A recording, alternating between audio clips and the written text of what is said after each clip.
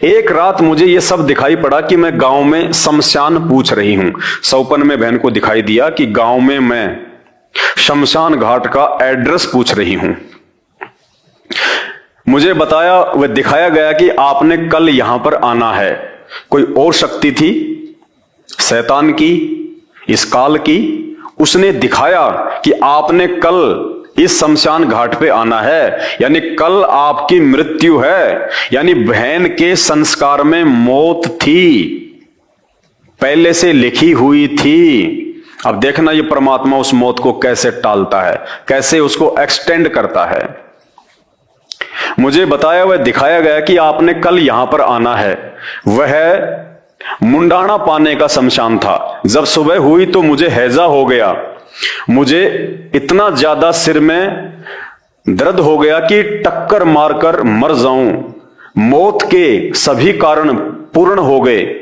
Doctor को बुलाया गया तो उन्होंने इंजेक्शन लगाया। उसके बाद डॉक्टर ने बताया कि यह मर चुकी है।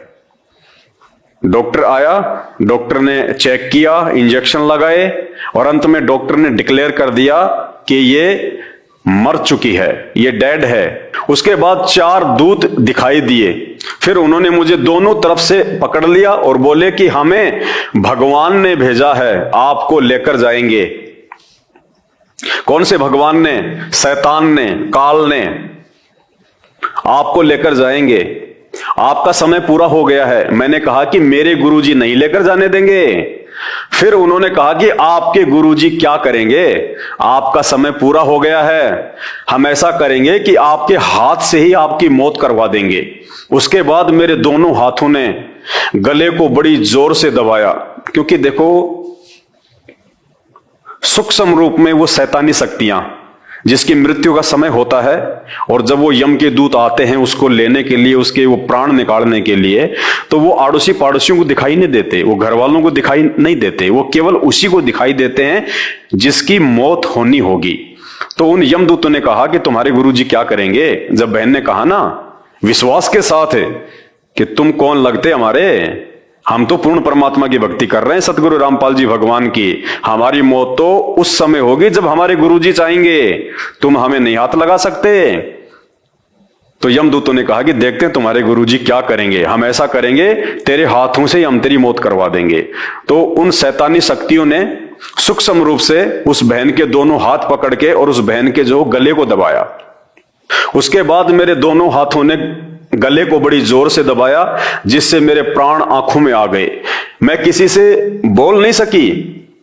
बंदी छोड़ कहते हैं कि आजम तेरे घटने घेरे तू राम कहन नहीं पावेगा। एक शब्द है सतगुरु रामपाल जी भगवान का कि आजा बंदे शरण राम की फिर पाछे पछतावेगा। दशरथ पुत्र श्री राम की नहीं, राम मतलब भगवान परमात्मा, आदि राम, आदि पुरुष।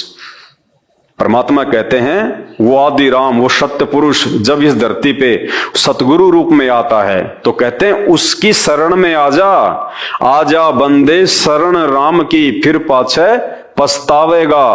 मात पिता तेरा कुटुंब कबीला सारा ही खड़िया लखावेगा। जब वो यम के दूत आएंगे ना तेरी आत्मा को निकालने के लिए, तो कहते हैं तेरे माता पिता, तेरे रिश्तेदार सब वहीं खड़े होंगे, लेकिन वो कुछ नहीं कर पाएंगे उस समय।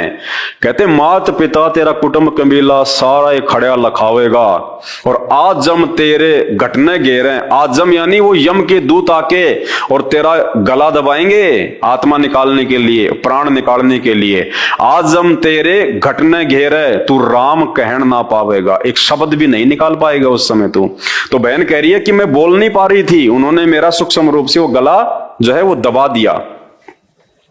वह स्थिति मेरे साथ हो गई। उसके बाद कबीर साहेब कमल के फूल पर मेरे पास प्रकट हुए।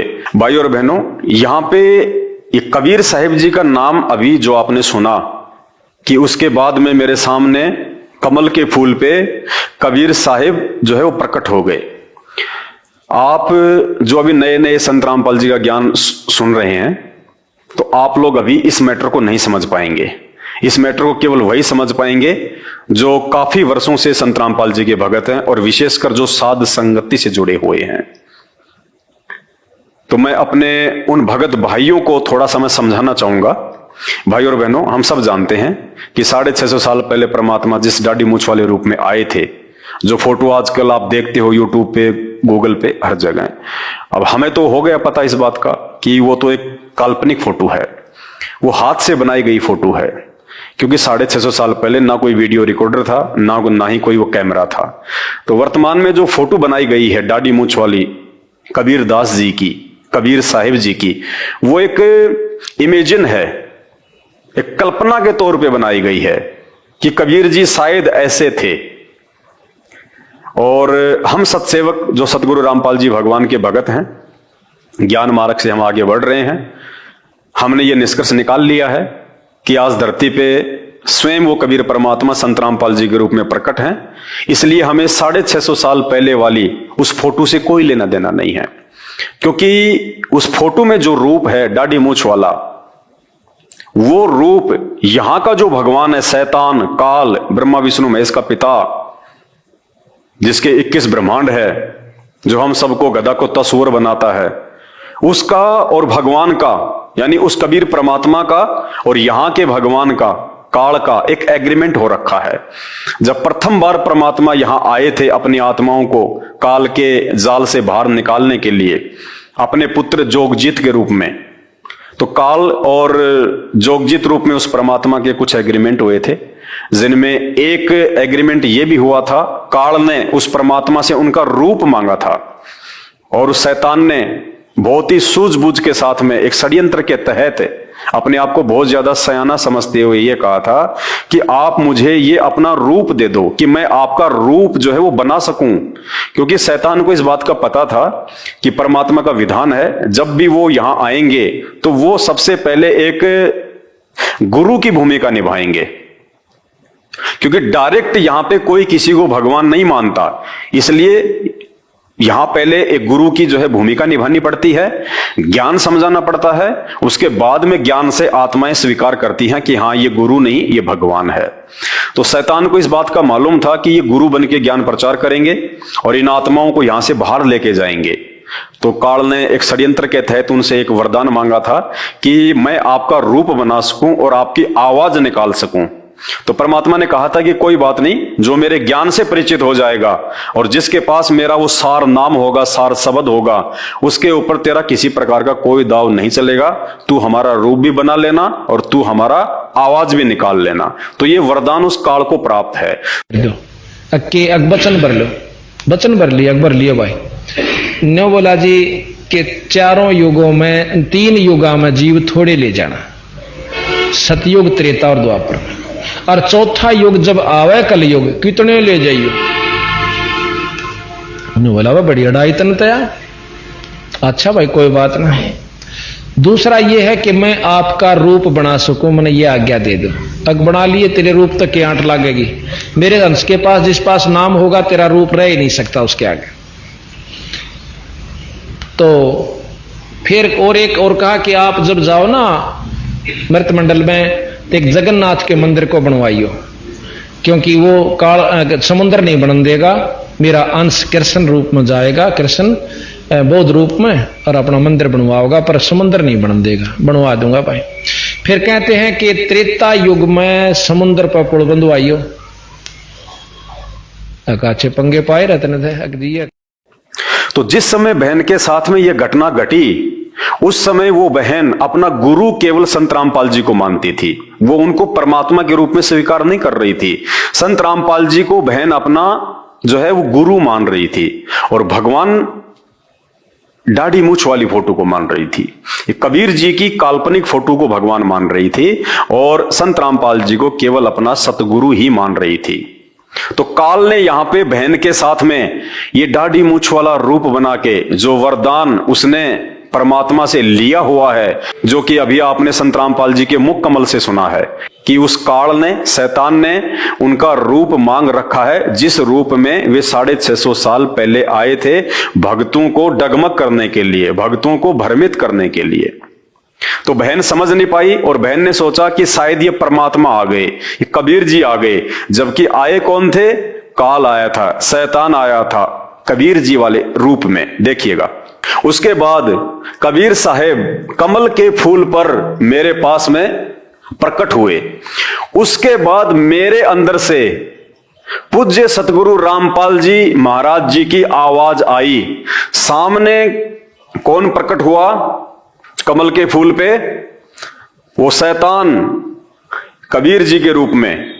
और जैसे ही वो शैतान कबीर जी के रूप में बहन के सामने उसको धोखा देने के लिए कि मैं जैसा कहूंगा ये वैसा ही करने लगेगी। क्यों? क्योंकि ये मेरे को भगवान मानती है।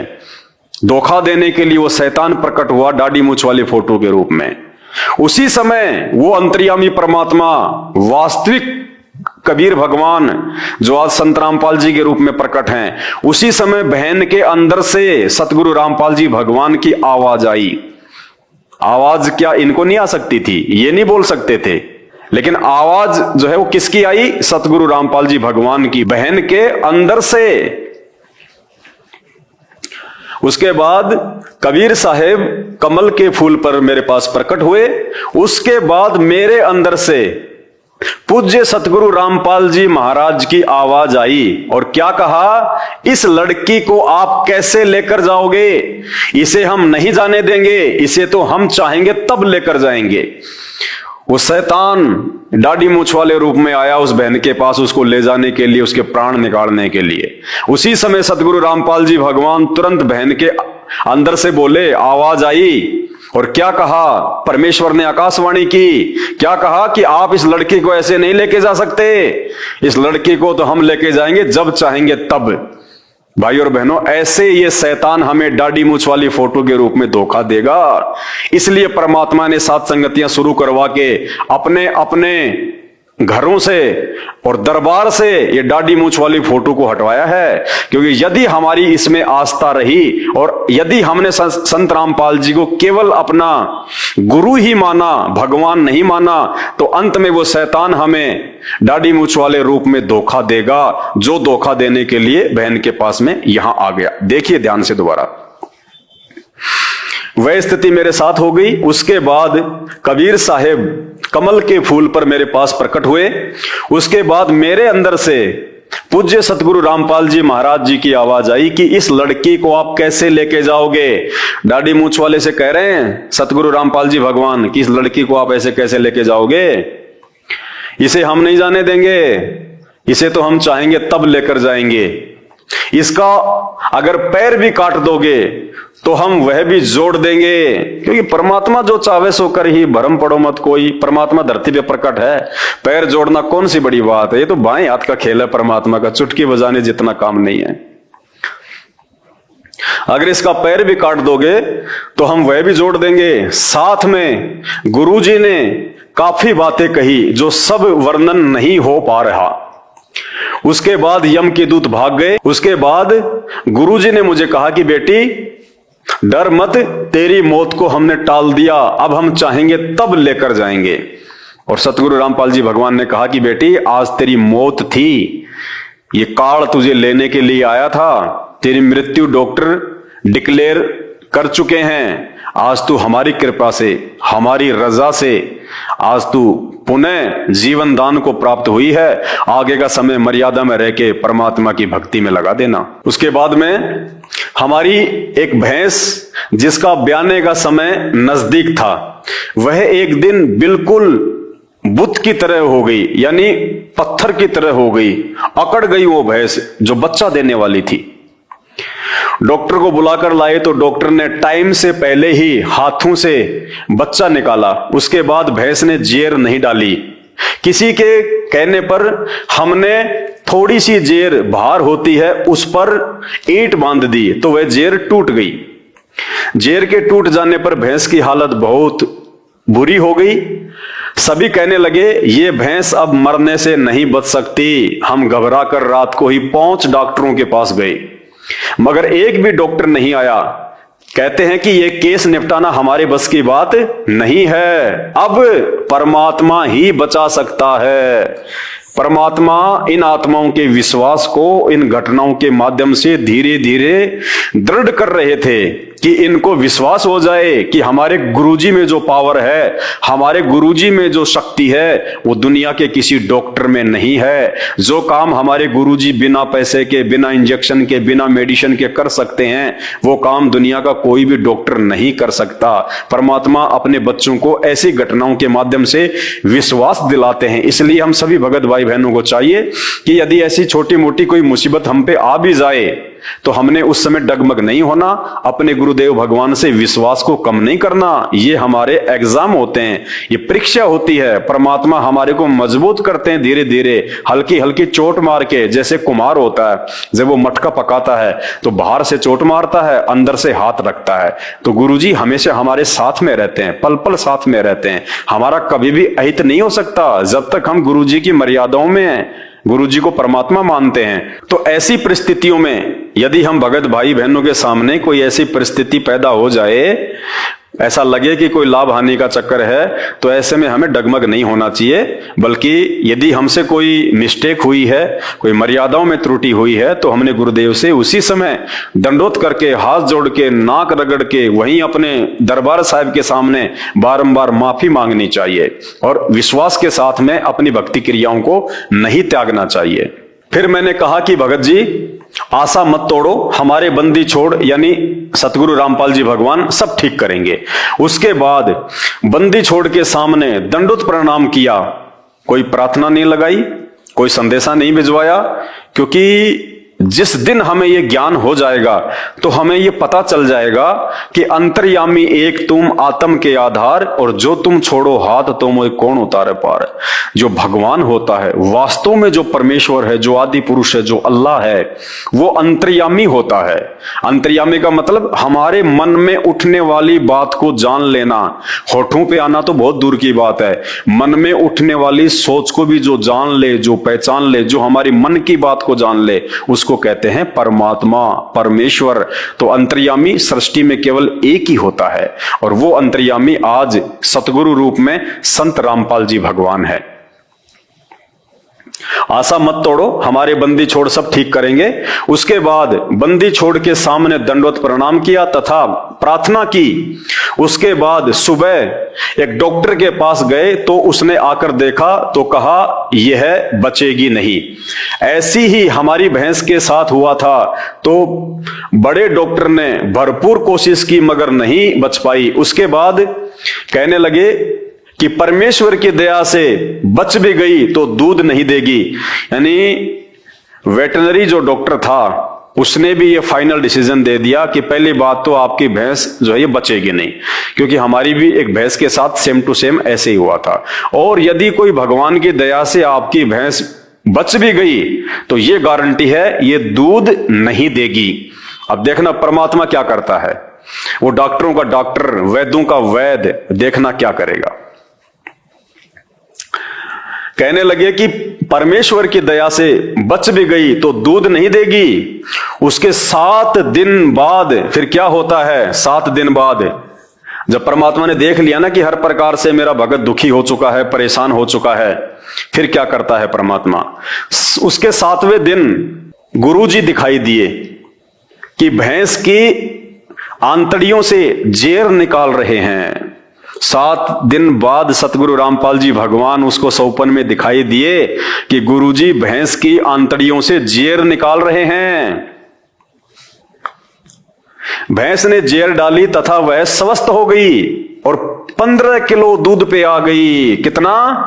जो डॉक्टर कह रहा था कि ये दूध नहीं देगी, अगर बच गई तो वो भैंस फिर स्वस्थ होके 15 किलो दूध, यानी एक स्वस्थ भैंस की तरह वो दूध देने लगी। ये हमारे बंदी छोड़ की कृपा है, जबकि 4-5 पड़ोसियों की भैंस इसी बीमारी से मर चुकी थी।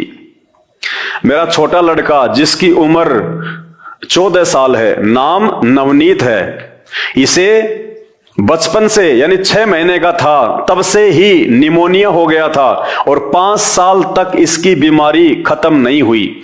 मेरे हर संभव प्रयास करने पर तथा डॉक्टरों के मना करने पर भी मैंने हार नहीं मानी। एक दिन मैंने उसे सतगुरुदेव रामपाल जी महाराज से नाम दान दिलवाया, उसी दिन से मानो मेरे बच्चे को कोई बीमारी थी ही नहीं। अब वह बच्चा आज अपनी उम्र के सभी बच्चों से तंदुरुस्त है। ये परमेश्वर कर सकता है, ये भगवान कर सकता है।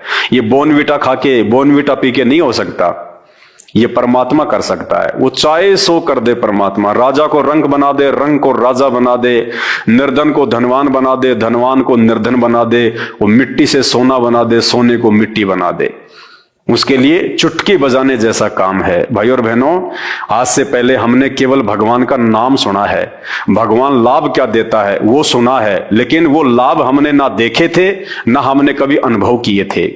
और संत रामपाल जी भगवान के भगत अनुभव ही नहीं कर रहे, छिक्के आनंद ले रहे हैं, छिक्के आनंद जो परमात्मा दिया करता है लाभ।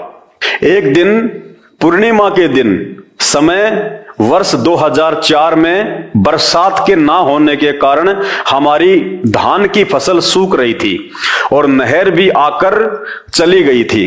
1 महीना बाद दोबारा नहर आनी थी। वहां पर ट्यूबवेल से पानी देने का साधन नहीं था, हम सिर्फ नहर पर ही आश्रित थे। बहन बता रही है कि एक समय सन 2004 में हरियाणा में बरसात नहीं हुई थी और हमारी जो है वो धान की फसल थी, और कुछ ऐसा हुआ कि नहर भी आके चली गई थी। हम लोग खेत में पानी नहीं दे पाए, और धान की फसल को तो भैया खड़ा पानी चाहिए, और नहर आके वापस चली गई। हम लोग धान की फसल में पानी नहीं छोड़ पाए, और वापस नहर को 1 महीने के बाद आना था। यानी 1 महीने में तो वो फसल सूख कर नष्ट हो जानी थी। वहां पर ट्यूबवेल से पानी देने का साधन नहीं था, हम सिर्फ नहर पर ही आश्रित थे और पानी देने का कोई साधन नहीं था। परंतु पूर्णिमा के दिन हम आश्रम से सत्संग समापन के बाद जब खेत को देखने गए तो हमारे 2.5 एकड़ जमीन धान वाली घुटनों घुटनों पानी से भरी हुई थी। ये कभी सौपन में भी नहीं होने वाला कार्य हमारे सतगुरुदेव जी की दया से हो गया, और सारे खेत के पड़ोसियों ने अफसोस किया कि यह नहर तो तुम्हारे सतगुरुदेव ने तुम्हारे लिए ही बुलाई है। क्या कहा उन पड़ोसियों ने, गांव वालों ने, कि भाई ये तो चमत्कार हो गया, ये नहर तो तुम्हारे गुरुजी ने स्पेशली तुम्हारे लिए बुलवाई है, ये तो चमत्कार हो गया। इसलिए सतगुरु रामपाल जी भगवान अपने सत्संगों में अपने भक्तों को दिशा निर्देश देते हैं कि जब सत्संग का समय हो तो आपको निश्चिंत होके आना चाहिए। सत्संग में आने वाले भक्तों के काम बिगड़ा नहीं करते, बल्कि बना करते हैं। तो परमेश्वर ने दिखा दिया, उनके विश्वास को और ऊपर उठा दिया कि हमारे गुरुजी कोई सामान्य संत नहीं हैं, हमारे गुरुजी छोटे मोटे कोई महंत नहीं हैं, स्वयं परमात्मा हैं, भगवान हैं। ये कुछ भी करने में सर्वशक्तिमान हैं। ये नहर तो तुम्हारे सतगुरुदेव ने तुम्हारे लिए ही बुलवाई है। सभी लोगों की फसल में ज्यादा से ज्यादा 10 मन धान हुई, जबकि सतगुरुदेव जी की कृपा से हमारी 40 मन प्रति एकड़ हुई। अनेकों अनेकों सुख हमारे बंदी छोड़ सतगुरु रामपाल जी भगवान ने हमें दिए। मेरे दोनों पुत्र भगत अमित तथा नवनीत मई 2010 को दिल्ली पुलिस में नौकरी लग गए। मेरी तथा मेरे परिवार की तरफ से सभी पाठकों से प्रार्थना है कि आप अति शीघ्र सतलोक आश्रम करोथा में आकर संत रामपाल जी महाराज से मुफ्त नाम प्राप्त करें। मनुष्य जीवन व्यर्थ ना करें। कबीर परमात्मा कहते हैं, काल करे सो आज कर, आज करे सो अब, पल में प्रलय होएगी, बहुर करोगे कब। सत साहिब बंदी छोड़ सतगुरु रामपाल जी महाराज की जय। भाई और बहनों, ये कोई झूठ नहीं है, ये कोई पाखंड नहीं है। पाखंड और झूठ का सहारा वो लेते हैं जिनको भक्ति और भगवान की परिभाषा का नहीं पता है, जो अभी परमात्मा से प्राप्त होने वाले लाभ से वंचित हैं, जिनको भी पता ही नहीं है कि भगवान क्या कर सकता है, भगवान क्या नहीं कर सकता, जिनको अभी पता ही नहीं है कि भगवान क्या शक्ति है और परमात्मा अपने चाहने वालों के लिए मर्यादा में रह के भक्ति करने वाले अपने भक्तों के लिए क्या से क्या नहीं कर सकते। हम सुनते हैं भक्ति इतिहास में कि उस परमात्मा ने मीरा के लिए जहर को अमृत बना दिया। उस परमात्मा ने भगत प्रहलाद के लिए खंबे से प्रकट होकर उसके बाप हिरण्यकशिपु को मार डाला।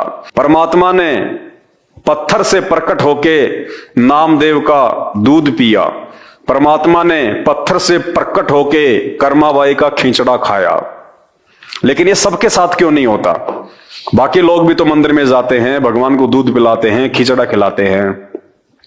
उन चंद आत्माओं के साथ में ऐसा क्यों हुआ? इसका रीजन ये है कि जो चमत्कार परमात्मा ने उन आत्माओं के साथ में किए थे वो परमात्मा की विशेष आत्माएं थी। वो आत्माएं जन्म जन्मांतरों से उस परमात्मा की भक्ति करती हुई आ रही थी, लेकिन वो किसी कारण पार नहीं हो पाई। या तो उनमें विश्वास की कमी थी या फिर वो मर्यादाओं में नहीं रह पाती थी, जो भी कारण रहा हो। लेकिन जो भक्ति हम करते हैं परमात्मा की, उस भक्ति का धन हमारे पास में बहुत ज्यादा इकट्ठा हो जाता है। वो पुण्य हमारे बहुत ज्यादा संख्या में जो है वो बन जाते हैं, और उन पुण्यों के आधार पे परमात्मा ने वापस फिर हमारे को मानव जन्म ही देना पड़ता है। यानी पूर्ण परमात्मा की शरण में आने के बाद, जैसे आज संत रामपाल जी भगवान आए हुए हैं सतगुरु रूप में, ये पूर्ण परमात्मा है। यदि आज इनसे किसी ने नाम उपदेश ले लिया, अगर आजीवन मर्यादा में रह के भक्ति करेगा, उसका तो आत्म कल्याण हो जाएगा, उसका तो 84 लाख से जन्म मरण सदा समाप्त हो जाएगा। वो तो अपने वापस उसी लोक में चला जाएगा जहां से हम आए थे। अपनी नालायकी के कारण हम उस परमेश्वर के साथ उसी के लोक में चले जाएंगे, सचखंड में। और यदि किसी ने मर्यादा तोड़ दी और वो पार नहीं हो पाया, तो परमात्मा का विधान है वो उस आत्मा को 84 लाख योनियों में नहीं जाने देता। उस आत्मा को उस समय तक, जब तक कि वो पार ना हो जाए, उसको मानव जन्म ही मिलती रहेंगी। ये केवल सतगुरु रामपाल जी भगवान की भक्ति से ही वर्तमान में संभव है। बाकी नकली संतों की भक्ति से जन्म मरण का रोग कभी भी समाप्त नहीं हो सकता। तो भाई और बहनों, आप इन बातों को थोड़ा सीरियस लीजिएगा। ये मजाक की बातें नहीं हैं। हम कोई यूट्यूब से या फेसबुक से 4 पैसे कमाने के लिए अपना समय जो है ये बर्बाद नहीं कर रहे हैं। ये बातें आपको इसलिए बता रहे हैं कि वास्तव में धरती पे परमात्मा प्रकट है। हम लोगों की पहले भक्ति सही नहीं थी, हमारी साधना सही नहीं थी, शास्त्रों के अनुसार नहीं थी, इसलिए हमें कभी भगवान के दर्शन हो ही नहीं पाए। जबकि भगवान साकार है, आप और हमारे जैसा है, मनुष्य रूप में है, आज धरती पे आया हुआ है। वो चलता है, बोलता है, फिरता है, सारे समाधान करता है, सारे लाभ देता है। लेकिन आज से पहले हमारे पास में वो भक्ति विधि नहीं थी, वो वास्तविक शास्त्र प्रमाणित ज्ञान और मंत्र नहीं थे जिससे भगवान हमें लाभ दे, भगवान हमें आशीर्वाद दे, भगवान हमें जो है वो दर्शन दे। क्योंकि इन नकली धर्मगुरुओं को खुद नहीं पता कि भगवान कौन है, कैसा है, कहां रहता है। क्योंकि बिना तत्व ज्ञान के, और ये तत्व ज्ञान बिना तत्वदर्शी संत के नहीं हो सकता। इसलिए भाई और बहनों, आज इस पूरे विश्व में, पूरे ब्रह्मांड में केवल सतगुरु रामपाल जी भगवान ही वो तत्वदर्शी संत है। स्वयं ये अल्लाह अकबर हैं, परमात्मा है, श्री राम है, जो आज अपने भक्तों को सर्व लाभ दे सकते हैं, लाखों को दे सकते हैं, अरबों को दे सकते हैं। क्योंकि भगवान के घर में किसी चीज की कोई कमी नहीं होती है। परमात्मा की शक्ति असीमित होती है, उनका भंडार कभी खाली नहीं होता, ना आशीर्वाद का और ना ही उनके जो है वो प्रेम का।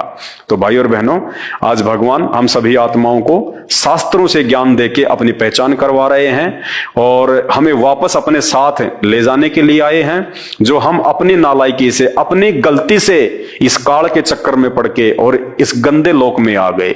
यहां हम जन्म रहे हैं, मर रहे हैं, गधे कुत्ते सुअर बन रहे हैं। 2 पैसे के लिए सारा दिन आदमी बैल और गधे की तरह कमाता है, फिर भी उसकी इच्छाएं पूरी नहीं हो पाती है। एक आदमी यहां पे राजा बन के सुख भोग रहा है, एक आदमी 4 रुपए के लिए भीख मांग रहा है। कभी वो बीमारी से परेशान, कभी एक्सीडेंट में टांग कट जाए, आंख फूट जाए, बच्चे हुए तो ठीक, नहीं हुए तो ठीक, आंखों के सामने बच्चे मर रहे हैं। कब मां मर जाए, कब बाप मर जाए, किस रोग से मर जाएं, कोई भरोसा नहीं। यहाँ पे 1 सेकंड का सुख नहीं है। जिस सुख को हम सुख मान रहे हैं वो तो दुख है, दुख। हमें तो अभी सुखों की परिभाषा का भी नहीं पता, सुख की तो हमें डेफिनेशन का नहीं पता। और जिन चीजों को हम ये सुख मान रहे हैं ना, गाड़ी घोड़ा बंगला 4-5 करोड़ रुपया, कोई मंत्री पद बहुत बड़ा, कोई काम धंधा अच्छा हो जाए, नहीं, ये तो दुख हैं। सुख की तो हमें परिभाषा के भी नहीं पता, हम तो इन दुखों को सुख मान रहे हैं, क्योंकि यही सब चीजें आगे चल के हमारे गले की फांसी बनती है। तो भाई और बहनों, आज परमात्मा धरती पे प्रकट है, निसंशय और निर्भय होके, निष्पक्ष होके। सबसे पहले आप संत रामपाल जी के कुछ दिन यूट्यूब पे सत्संग सुनिए। साधना टीवी पे रोजाना रात्रि 7:30 बजे से 8:30 बजे तक उनके मंगल प्रवचन आते हैं, या फिर यूट्यूब, मोबाइल सबके हाथ में रहता है, आप यूट्यूब पे जाइए, सर्च कीजिएगा संत रामपाल जी महाराज जी के सत्संग। बाकी आपसे निवेदन करूंगा, यदि आप उनके द्वारा बताई गई सृष्टि रचना को पहले सुनेंगे तो आपको सब कुछ समझ में आ जाएगा, क्योंकि जो सृष्टि रचना है ये सभी धर्मशास्त्रों की और भक्ति की मास्टर की है। जिसको सृष्टि रचना समझ में आ गई, वो अध्यात्म उसको चुटकियों में समझ में आ जाएगा। चुटकियों में आपको ऐसा लगेगा कि ये वेद, कुरान, पुराण, बाइबल, ये गीता, ये तो मैंने बहुत पहले पढ़ के छोड़ रखे हैं। उसको कहते हैं तत्व ज्ञान, मास्टर ऑफ द की, सभी धर्मशास्त्रों की। तो संत रामपाल जी के मुख कमल से बोली गई सृष्टि रचना को यूट्यूब पे सर्च करके जरूर सुनिए। परमात्मा धरती पे आए हुए हैं, ये मौका बार बार नहीं मिलता।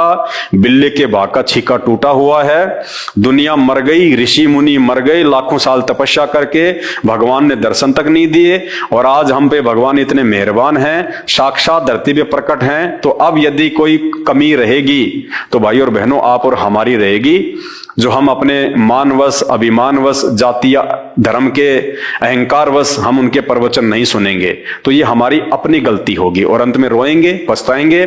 सपरिवार 84 लाख योनियों में जाएंगे, नरक में जाएंगे। यहाँ के भगवान बचाने वाले नहीं हैं, बचाने वाला भगवान केवल संत रामपाल जी हैं। समय रहते उनके सत्संग सुनना शुरू कीजिए, जानिए, पहचानिए, अपने पिता को जानिए, और सदा सदा के लिए परमात्मा के लोक में जाके सुख प्राप्त करें। बंदी छोड़ सतगुरु रामपाल जी भगवान की जय हो।